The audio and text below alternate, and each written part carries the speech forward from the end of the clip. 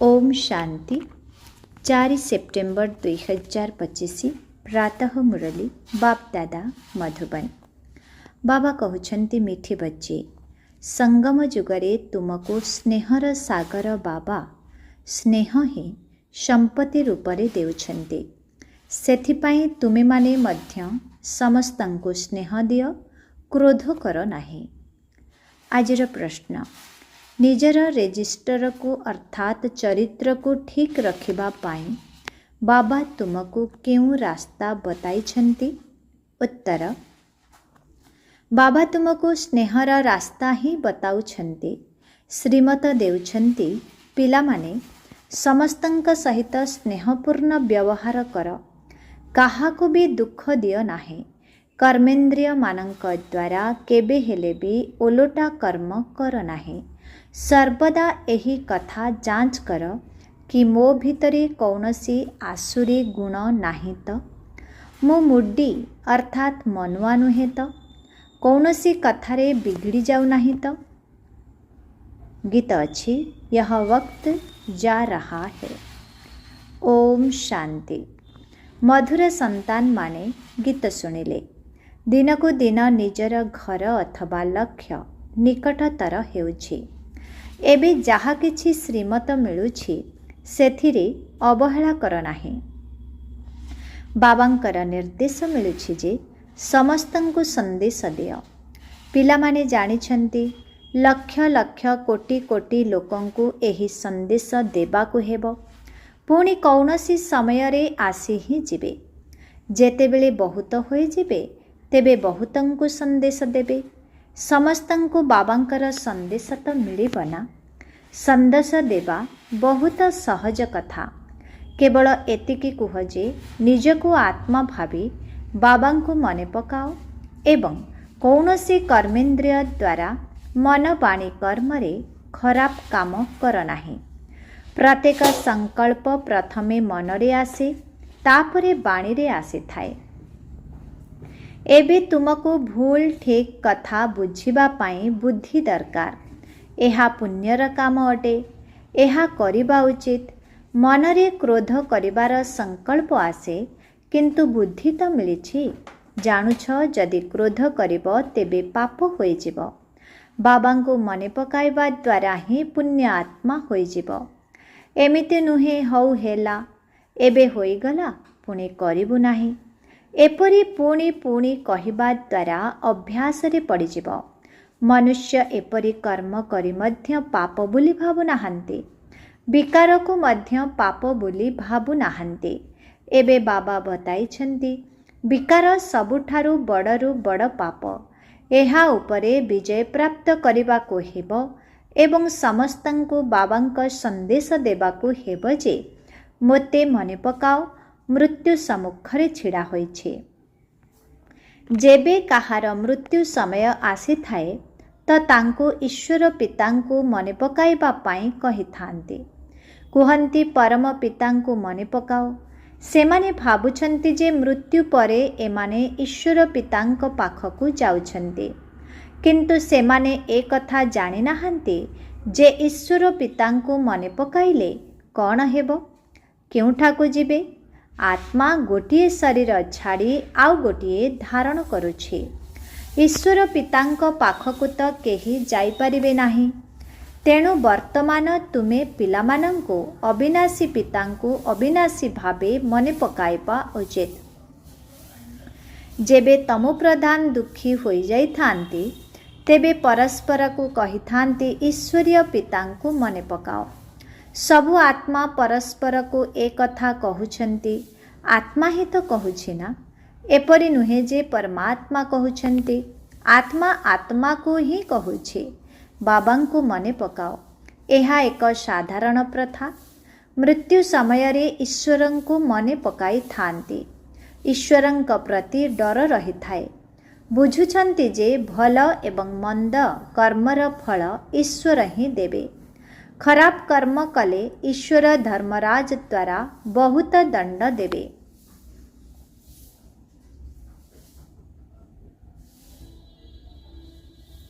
सेथिपाई डर लागुछि। बराबर कर्मफल तो भोग करने पड़ो ना। तुमे एबे कर्म अकर्म विकर्मर गति को बुझुछ, जानिछ जे एही कर्म अकर्म हेला। बाबांक स्मृति रे रही कर्म कले भल कर्म करिथान्ते। रावण राज्य रे मनुष्य खराब कर्म ही करिथान्ते। राम राज्य रे केबे खराब कर्म होई न थाए। एबे श्रीमत तो मिली चलीछि, केउठु भी डकरा आसुछि सेठाकु जीवा उचित ना उचित नुहे। प्रत्येक कथा पचारिबा परे करिबा उचित। धरिनिय जदि केही पुलिस चाकरी करिछन्ति सेमानंकु मध्य बुझा जाउछे जे तुमे प्रथमे स्नेहर सहित बुझाओ। सत्य कथा न कहिले परे दंड दियो।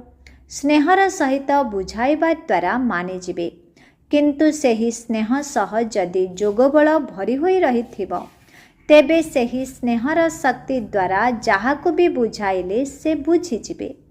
भाबिबे जेपरि ईश्वर आमको बुझाउछन्ति तुमे ईश्वरंका संतान जोगी अटना। तुम पाखरे मध्य ईश्वरीय शक्ति रहिछि। ईश्वर स्नेहर सागर अटन्ति, तांको पाखरे शक्ति अछि ना। समस्तंको संपत्ति देउछन्ति। तुमे जानिछ स्वर्गरे परस्पर मध्यरे स्नेह भरी होई रहिथाए। एबे तुमे स्नेहर संपूर्ण संपत्ति नेउछ। संपत्ति नेई नेई क्रम अनुसार पुरुषार्थ करी करी स्नेही होई जिवो। बाबा कहउछन्ति काहाको भी दुख दियो नाही, नचेत दुखी होई मरिबो। बाबा स्नेहर रास्ता बताउछन्ति। मनरे आसीबा द्वारा ताहा चेहरारे मध्य आसी जाई थाए। कर्मेंद्रिय द्वारा करिदेले रेजिस्टर खराब होई जिवो। देवता मानंकर चलणीर गायन करिथान्ति ना। सेथिपाई बाबा कहउछन्ति देवता मानंकर पूजारी मानंकु बुझाओ। सेमाने महिमा गान करुछन्ति। आपण सर्वगुण संपन्न 16 कला संपूर्ण अटन्ति एवं निजर चालीचलणीर दोष त्रुटि मध्य शुणाउछन्ति। तेणु तांकु एपरि बुझाओ जे तुमे दिने एपरि थिल, एबे नाह, पुनि निश्चय एपरि हेब। तुमे एपरि देवता हेबा पाई एपरि चालीचलणी धारण कर। निजर जांच करिबाकु हेब। मु संपूर्ण निर्विकारी अटे त? मो भितरे कौनसी आसुरी गुण नाही त? कौनसी कथारे बिगड़ी जाऊ नाही त? मु मनुआ नुहे त? अनेक थर तुमे पुरुषार्थ करिछ। बाबा कहउछन्ति तुमको एपरि हेबाकु पड़िबो। तैयारी करिबा बाला मध्य उपस्थित अछन्ति। कहउछन्ति कल्प कल्प तुमको एहिपरि करुछि। कल्प पूर्वरु जेउमाने ज्ञान नेथिले सेमाने निश्चय आसी नेबे। पुरुषार्थ मध्य करा जाउछि एवं चिंता शून्य मध्य रहुछन्ति। ड्रामारे एहिपरि निधार्य रहिछि। केही केही कहउछन्ति ड्रामारे निधार्य थिले निश्चय करिबो। जदि कल्प पूर्वे होइथिबो तेबे ड्रामा कराइबो। बुझिबाकु हेबो तांको भाग्यरे नाही। आरंभरे मध्य जणे एपरि बिगड़ी जाइथिले, तांको भाग्यरे नथिला। कहिथिले ड्रामारे थिले ड्रामा मोते पुरुषार्थ कराइबो, बास छाड़ी देले। एपरि तुमको मध्य बहुत आत्मा देखिबाकु मिलुछन्ति। तुमर लक्ष्य उद्देश्य तो सम्मुखरे रहिछि। ब्याज मध्य तुम पाखरे अछि। निजर चार्ट को देखिबा परे ब्याज को मध्य देख। निजर चाली चलणी को मध्य देख। केबे हेले भी क्रिमिनल दृष्टि न रहो। मुखरु कौनसी खराब कथा न बाहारो। खराब कथा कहिबाकु केही नथिले कान शुणिब किपरि। सत्य जुगरे समस्ते दैवी गुणधारी होइथान्ते। कौनसी खराब कथा रहिब नाही। लक्ष्मी नारायण मध्य बाबांक द्वारा प्रारब्ध पाइछन्ति। ए कथा तो समस्तंको कुहजे बाबांको याद कले विकर्म विनाश होई जिवो। एथिरे क्षति हबार कौनसी कथा नाही। आत्मा संस्कार नहीं जाई थाए। सन्यासी होइथिले पुणी सन्यास धर्म को आसी जिवे। वृक्ष तो तांकर बढ़ी चलीछि ना। वर्तमान समय रे तुमे परिवर्तित हेउछ। मनुष्य ही देवता हेउछन्ति। ସମସ୍ତେ କ'ଣ ଏକତ୍ର ଆସିବେ? କ୍ରମ ଅନୁସାରେ ହିଁ ଆସିବେ। ଡ୍ରାମାରେ ସମୟ ପୂର୍ବରୁ କୌଣସି ଅଭିନେତା ଷ୍ଟେଜ୍ ଉପରକୁ ଆସିପାରିବେ ନାହିଁ। ଭିତରେ ବସି ରହିଥାନ୍ତି। ସମୟ ହେଲେ ଅଭିନୟ କରିବା ପାଇଁ ଷ୍ଟେଜ୍ ଉପରକୁ ଆସିଥାନ୍ତି। ତାହା ହେଉଛି ଛୋଟ ନାଟକ। ଏହା ହେଉଛି ବିଶାଳ ନାଟକ। ବୁଦ୍ଧିରେ ଅଛି, ଆମ ଅଭିନେତାମାନଙ୍କୁ ନିଜ ସମୟରେ ଆସି ଅଭିନୟ କରିବାକୁ ହେବ। ଏହା ବେହଦର ବିଶାଳ ବୃକ୍ଷ ଅଟେ। କ୍ରମ ଅନୁସାରେ ଆସୁଛନ୍ତି, ପୁଣି ଯାଉଛନ୍ତି। ପ୍ରଥମରୁ ଗୋଟିଏ ଧର୍ମ ଥିଲା। ସବୁ ଧର୍ମାବଲମ୍ବୀମାନେ ଆରମ୍ଭରୁ ଆସିପାରିବେ ନାହିଁ। ପ୍ରଥମେ ତ ଦେବୀ ଦେବତା ଧର୍ମାବଲମ୍ବୀ ହିଁ ଅଭିନୟ କରିବାକୁ ଆସିବେ। ତାହା ପୁଣି କ୍ରମ ଅନୁସାରେ। ବୃକ୍ଷର ରହସ୍ୟକୁ ମଧ୍ୟ ବୁଝିବାକୁ ହେବ। ବାବା ହିଁ ଆସି ସମ୍ପୂର୍ଣ୍ଣ କଳ୍ପବୃକ୍ଷର ଜ୍ଞାନ ଶୁଣାଉଛନ୍ତି। ଏହାଙ୍କର ତୁଳନା ପୁଣି ନିରାକାରୀ ବୃକ୍ଷ ସହିତ ହେଉଛି।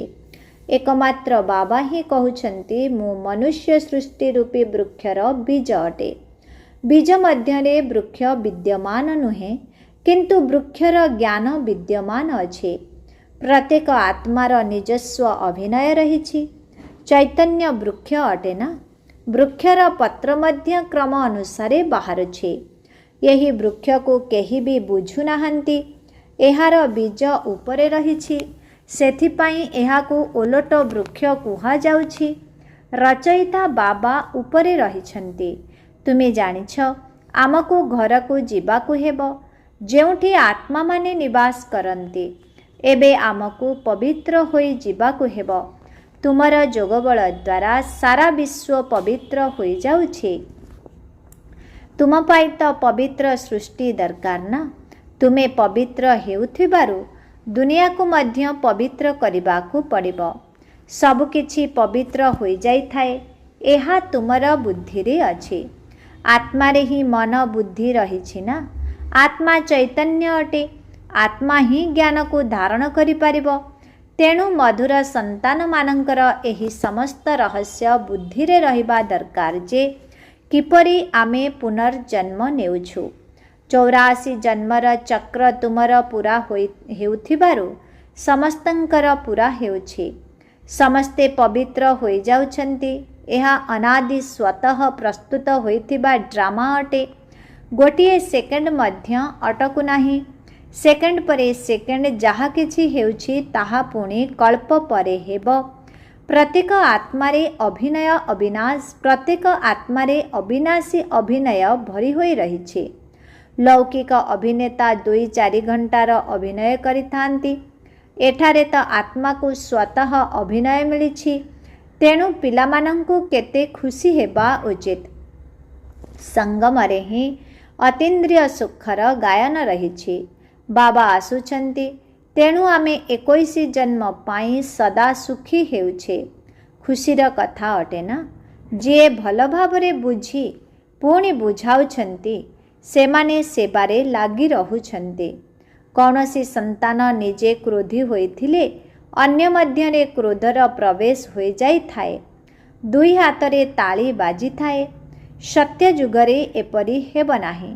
ଏଠାରେ ତୁମ ସନ୍ତାନମାନଙ୍କୁ ଶିକ୍ଷା ମିଳୁଛି। କେହି କ୍ରୋଧ କଲେ ତୁମେ ତାଙ୍କ ଉପରେ ଫୁଲ ଚଢ଼ାଅ, ଅର୍ଥାତ୍ ସ୍ନେହର ସହିତ ବୁଝାଅ। ଏହା ମଧ୍ୟ ଏକ ଭୂତ, ଯାହାକି ବହୁତ କ୍ଷତି କରିଦେବ। କ୍ରୋଧ କେବେ କରିବା ଉଚିତ ନୁହେଁ। ଶିଖାଉଥିବା ବ୍ୟକ୍ତି ନିକଟରେ କ୍ରୋଧ ବିଲକୁଲ ରହିବା ଅନୁଚିତ। କ୍ରମ ଅନୁସାରେ ପୁରୁଷାର୍ଥ କରିଚାଲିଛନ୍ତି। କାହାର ତୀବ୍ର, କାହାର ଢିଲା ପୁରୁଷାର୍ଥ ହେଉଛି। ଢିଲା ପୁରୁଷାର୍ଥୀ ନିଶ୍ଚୟ ନିଜର ବଦନାମୀ ହିଁ କରିବେ। କାହା ଭିତରେ କ୍ରୋଧ ଥିଲେ ଯେଉଁଆଡ଼େ ଗଲେ ମଧ୍ୟ ସେଠାରେ କ୍ରୋଧ କରିଥାନ୍ତି। କୌଣସି ବି ଖରାପ ପ୍ରକୃତିର ଲୋକ ଏଠାରେ ରହିପାରିବେ ନାହିଁ। ପରୀକ୍ଷା ଯେବେ ପୂରା ହେବ ତେବେ ସମସ୍ତେ ଜାଣିପାରିବେ କିଏ କିଏ କ'ଣ ହେଉଛନ୍ତି। ସବୁ ସାକ୍ଷାତକାର ହେବ।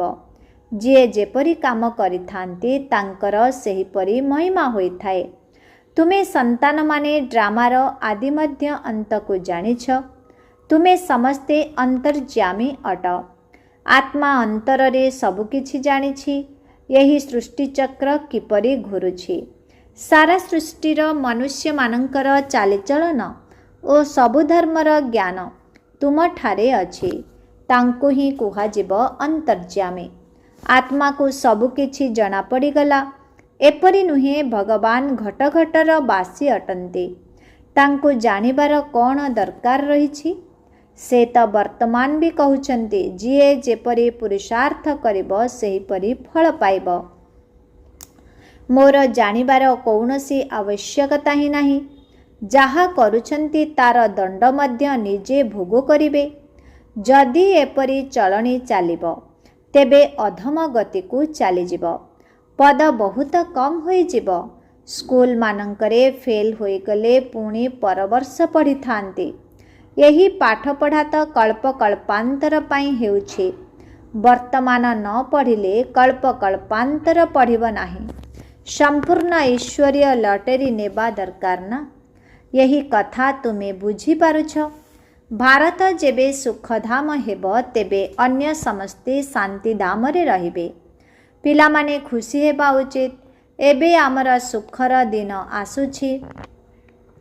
दीपावली दिन निकटतर हेले कहिथांती बाकी एतिकी दिन रहिला पुणी नुआ कपड़ा पिंधिबु। तुमे मध्य कहुछ स्वर्ग आसुछि। आमे निजको ज्ञान गुणरे सजाइले स्वर्गरे बहुत सुख पाइबो। साहुकार को तो साहुकारीर निशा रही थाए। मनुष्य बिल्कुल घोर निद्रारे अछंती। पुणी अचानक जना पड़िब ये तो सत्य कहूथिले। सत्यर संग हेले सत्य को ही बुझिबे। तुमे एबे सत्यर संगरे रहिछ। तुमे सत बापांक द्वारा सत हेउछ। सेमाने समस्ते असत्य द्वारा असत्य हेउछन्ते। एबे प्रभेद मध्य छपा जाउछि कि भगवान कौन कहउछन्ति एवं मनुष्य कौन कहउछन्ति। ए सबु मागाजिन रे मध्य बाहर करि पारिबो। शेषरे तुमर हित विजय हेब। जे कल्प पूर्वरु पद पाइथिले से निश्चय पाइबे। एहा निश्चित अटे। सेठारे अकाल मृत्यु हेब नाही। आयु मध्य अधिका हेब। जेबे पवित्रता थिला तेबे आयु भी अधिका थिला। बाबा पतित पावन परमात्मा होइथिबारु निश्चय से ही पवित्र करिथिबे। श्री कृष्णंक कथा शोभा पाउ नाही। पुरुषोत्तम संगम जुगरे पुणी श्रीकृष्ण कुआडु आसिबे। सेही चेहरार मनुष्य पुणी रहिबे नाही। 84 जन्म 84 चेहरा 84 प्रकारर अभिनय। यह पूर्व प्रस्तुत खेल अटे। एथिरे फरक होई पारिबो नाही। ड्रामा किपरि चमत्कार भावे रचना करा जाइछे। आत्मा छोट बिंदु एथिरे अनादि पाठ भरी होई रहिछे। एहाकु कुदरत कुहा जाउछे। मनुष्य शुणी आश्चर्य हेबे। किंतु प्रथमे एही संदेश देबाकु हेब जे बाबांकु मने पकाओ। से ही पतित पावन अटंती। समस्तंकर सद्गति दाता अटंती। सत्य जुगरे दुखर कौनसी कथा रहिब नाही। कली जुगरे केते दुख रहिछि किंतु एही कथा को क्रम अनुसारे बुझुछंती। बाबा तो प्रत्यह बुझाई जालिछंती। तुमे संतान माने जानिछ शिव बाबा आसिछंती आमको पढ़ाइबा पाई। पुणी साथिरे नहीं जिबे। जो माने साथिरे रहुछंती तांक अपेक्षा बंधन रे थिबा आत्मा अधिक मने पकाउछंती। से माने उच्च पद पाई पारिबे। एहा मध्य बुझिबा कथा अटे ना। बाबांक स्मृति रे बहुत छटपट हेउछंती। बाबा कहउछंती पिला माने याद्र यात्रा रे रुह। दैवी गुणर धारणा कर तेबे बंधन कटि चलिब। पापर घड़ी शेष होई जीव। अच्छा मिठे मिठे शिखिला दे संतान मानंक प्रति मात पिता बाप दादांकर मधुर स्नेह संपन्न शुभेच्छा एवं सुप्रभात। आत्मिक पितांकर आत्मिक संतान मानंको नमस्ते। आत्मिक संतान मानंकर आत्मिक पितांको ओम शांति गुड मॉर्निंग नमस्ते नमस्ते नमस्ते नमस्ते नमस्ते। शुक्रिया बाबा शुक्रिया। ओम शांति।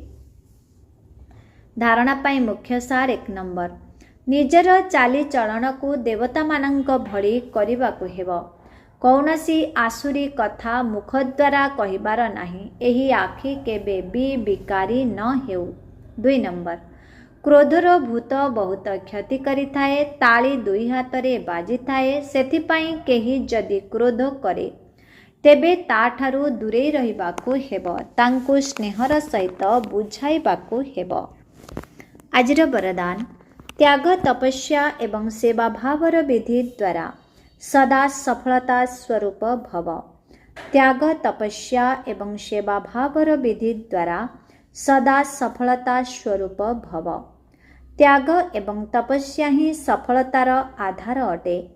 ତ୍ୟାଗର ଭାବନା ଥିବା ପିଲାମାନେ ହିଁ ସଚ୍ଚା ସେବାଧାରୀ ହୋଇପାରିବେ। ତ୍ୟାଗ ଦ୍ୱାରା ହିଁ ନିଜର ଏବଂ ଅନ୍ୟମାନଙ୍କର ଭାଗ୍ୟ ନିର୍ମାଣ ହୋଇଥାଏ ଏବଂ ଦୃଢ଼ ସଂକଳ୍ପ କରିବା ହିଁ ତପସ୍ୟା ଅଟେ। ତେଣୁ ତ୍ୟାଗ, ତପସ୍ୟା ଏବଂ ସେବାଭାବ ଦ୍ୱାରା ଅନେକ ଗୁଡ଼ିଏ ବିନାଶୀ ଏବଂ ସଂକୀର୍ଣ୍ଣର ଭାବ ସମାପ୍ତ ହୋଇଯାଇଥାଏ ଏବଂ ସଂଗଠନ ଶକ୍ତିଶାଳୀ ହୋଇଥାଏ। ଜଣେ ଯଦି କିଛି କହିଲା ତେବେ ଅନ୍ୟ ଜଣେ ତାକୁ କାର୍ଯ୍ୟରେ କରିଦେଲା। କେବେ ବି ତୁ ମୁଁ ବା ମୋର ତୋର ନ ହେଉ। ତାହା ହେଲେ ସଫଳତା ସ୍ୱରୂପ ହେବା ସହିତ ନିର୍ବିଘ୍ନ ମଧ୍ୟ ହୋଇଯିବ। ଆଜିର ସ୍ଲୋଗାନ, ସଂକଳ୍ପ ଦ୍ୱାରା ମଧ୍ୟ କାହାକୁ ଦୁଃଖ ନ ଦେବା, ଏହା ହିଁ ହେଉଛି ସମ୍ପୂର୍ଣ୍ଣ ଅହିଂସା ଅଟେ। ଓମ୍ ଶାନ୍ତି। ଅବ୍ୟକ୍ତ ଇଶାରା, ଏବେ ଲଗନର ଅଗ୍ନିକୁ ପ୍ରଜ୍ୱଳିତ କରି ଯୋଗକୁ ଜ୍ୱାଳାରୂପ କର। ଯୋଗକୁ ଜ୍ୱାଳାରୂପ କରିବା ପାଇଁ ଗୋଟିଏ ସେକେଣ୍ଡରେ ବିନ୍ଦୁ ସ୍ୱରୂପ ହୋଇ ମନବୁଦ୍ଧିକୁ ଏକାଗ୍ର କରିବାର ଅଭ୍ୟାସ ବାରମ୍ବାର କର। ଷ୍ଟପ୍ କହିବା ମାତ୍ରକେ ଗୋଟିଏ ସେକେଣ୍ଡ ଭିତରେ ବ୍ୟର୍ଥ ଦେହବାନଠାରୁ ମନବୁଦ୍ଧି ଏକାଗ୍ର ହୋଇଯାଉଥିବ। ଏହିଭଳି ନିୟନ୍ତ୍ରଣ କରିବାର ଶକ୍ତିକୁ ସାରା ଦିନ ବ୍ୟବହାର କରୁଥାଅ।